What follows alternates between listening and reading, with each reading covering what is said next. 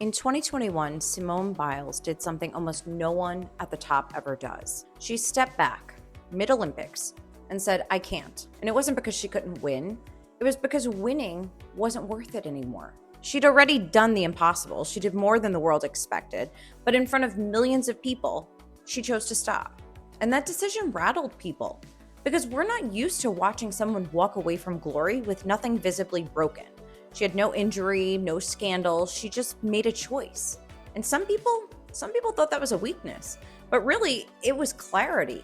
A lot of people say they want success, but what they actually want is relief. They want a break, a reason to stop constantly proving themselves. They chase promotions, side hustles, audiences, thinking success will finally earn them rest. But rest doesn't come after success. It gets pushed further out. Because when your value is tied to output, there is always more to prove.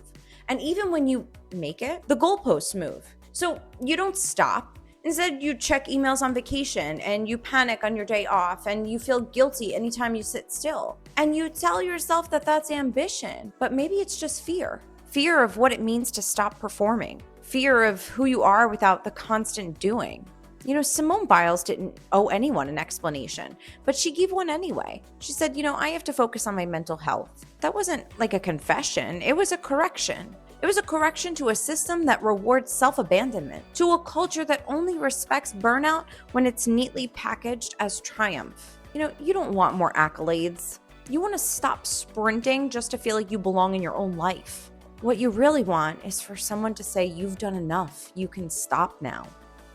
But maybe that someone has to be you, because real success isn't crossing the finish line with nothing left. It's knowing that you could keep going and choosing not to.